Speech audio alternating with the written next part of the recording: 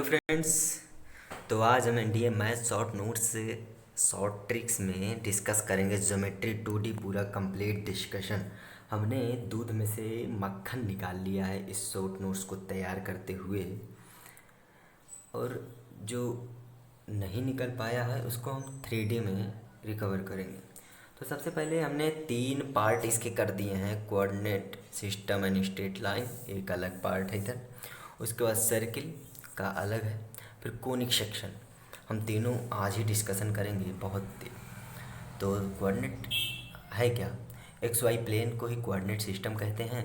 और straight line की सबसे बड़ी दिक्कत होती है इक्वेशन फाइंड करना। तो इक्वेशन फाइंड करने के लिए हमें पॉइंट और स्लोप चाहिए होंगे। दो चीज़ आपको फोकस करना है, इक्वेशन अपने आप निकल आएगा। तो डिस्टेंस फार्मूला हम कवर करेंगे। डिस्टेंस फार्मूला ए है। उसके बाद area of triangle determinant method से इसको एरिया ऑफ ट्रायंगल हम निकाल सकते हैं। तीसरी चीज़ आती है कंडीशन ऑफ 3 पॉइंट कोलिनियर। अगर 3 पॉइंट कोलिनियर है तो पूछा जाता है आप ये फाइंड करो वो फाइंड करो। तो आप तीनों पॉइंट को डिटरमिनेंट में ऐसे रखेंगे, उसका जीरो की इक्वल करेंगे, कुछ भी जो अननोन होगा उसको हम निकाल सकते हैं इक्वेशन मैनेज करके। तो फिर आता है section formula. Section formula lambda is to 1 हमेशा इसको एज्यूम करते हैं। उसके बाद लेमडा अगर ग्रेटर देन जीरो है तो इंटरनल डिवीजन होगा, अगर लेस देन जीरो है निगेटिव आ रहा है तो एक्सटर्नल डिवीजन होगा। ये फार्मूला मैं आपको दिखा दे रहा हूँ। इस फार्मूले के माध्यम से हम इंटरनल और एक्सटर्नल एक्सटर्नल हम फाइंड कर सकते हैं। उसका मिड पॉइंट आता है। मिड पॉइंट का भी फार्मूला आपके पास रिप्रेजेंट कर दिया है हमने।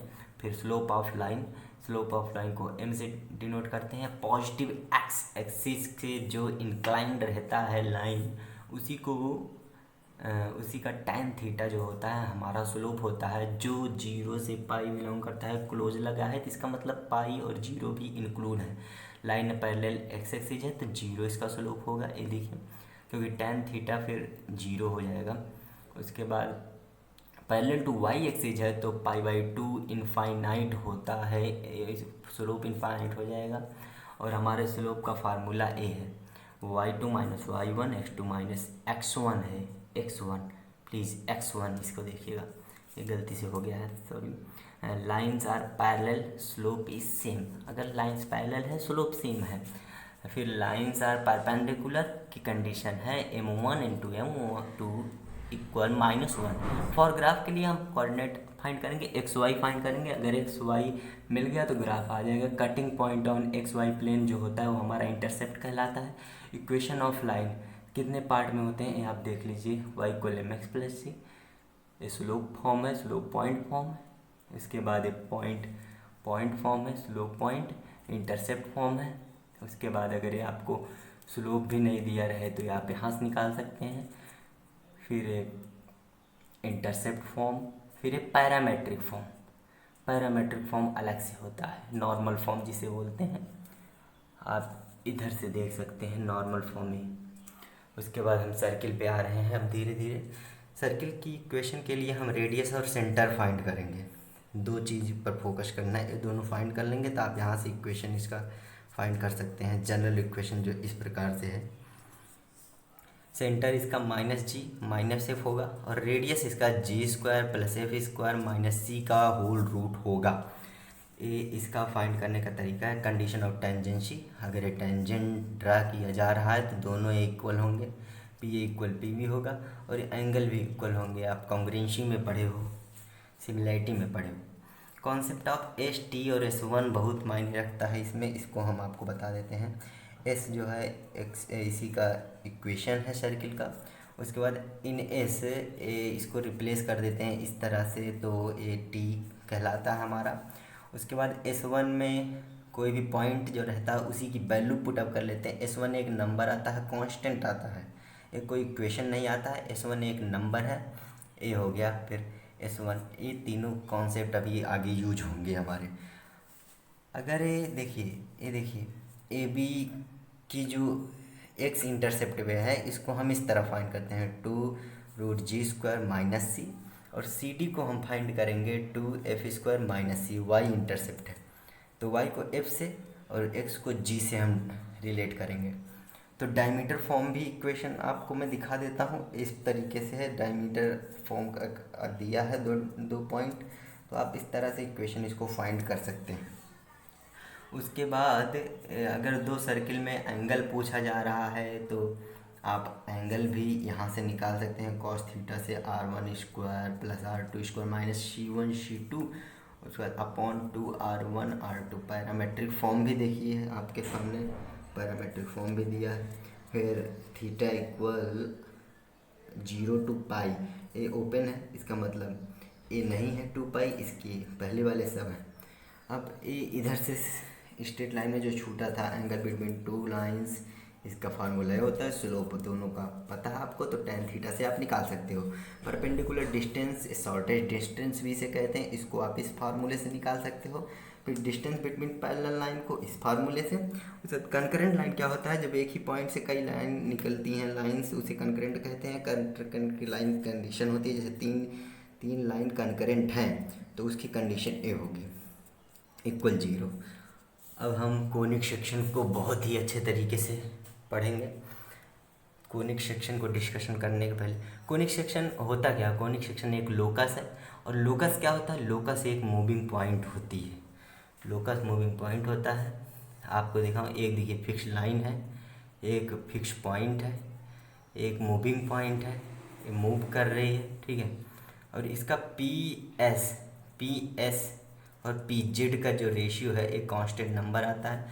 Locus of P is called conic section. इसका जो लोकस ही होता है, इसका पाथ जो होता है, यही कोनिक सेक्शन कहलाता है। पॉइंट वाइज हम डिस्कशन करेंगे। एस जो है, एस को नाम दिया गया focus of conic section. Fix line को डायरेक्ट्रिक्स नाम दिया, ये जो फिक्स लाइन इसको डायरेक्ट्रिक्स नाम दीजिए। इसका जो रेशियो है इसको एसेंट्रिसिटी नाम दिया गया। एक्सिस किसको नाम दिया, passing through focus and perpendicular to directrix.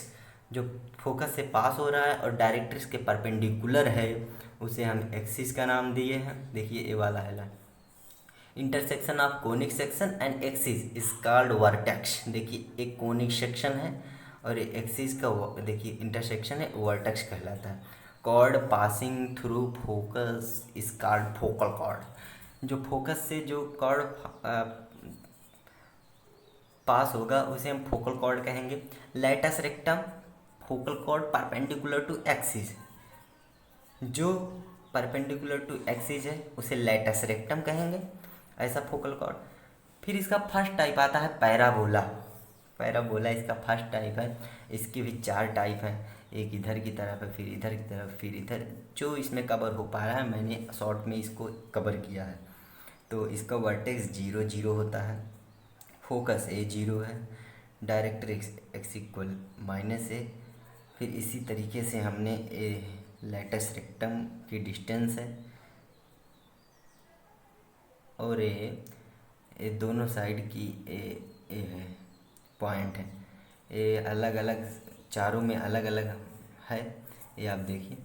उसके बाद एलिप्स 2 टाइप के हैं, कंजुगेट और ट्रांसवर्स एक्सिस इस तरीके से है।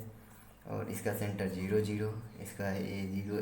ये देखिए इसका इक्वेशन ए है प्लस, और मेजर एक्सिस और माइनर एक्सिस इसमें दिया जाता है 2a फिर 2b। फोकस इसका ±AE to 0, directrix x equal ±AE upon E², तो E कट गया तो +-A अपॉन E। चूँकि 2 इक्वेशन है डायरेक्ट्रिक्स के, 2 डायरेक्ट्रिक्स में है तो 2 इक्वेशन भी बनेगा। Length of focus 2AE, end of latus rectum A है। उसके बाद इधर हो गया इसका एरिया पाई ए भी है। हाइपरबोला का सेम है, जहाँ माइनस लग गया है सेम वैसे ही है, देखिए सब कुछ। अब आपको इसेंट्रिसिटी पर देखिए फोकस डाली। इसेंट्रिसिटी यहाँ ग्रेटर देन 1 है, यहाँ देखिए 0 और 1 के बीच का है। फिर पैराबोला में 1 ही होता है। फिर उसके बाद सर्किल में देखिए 0 है। फिर स्ट्रेट लाइन में इनफाइनाइट है। तो आज के लिए बस इतना ही। थोड़ा जो कवर हो पाया हमने किया है, अब जो नहीं हो पाया है लाइक करें, शेयर करें, सब्सक्राइब करें, और पसंद आए तो इसको अपने दिल में भी रखें, व्यूज़ बढ़ाएं। Thanks, have a nice day.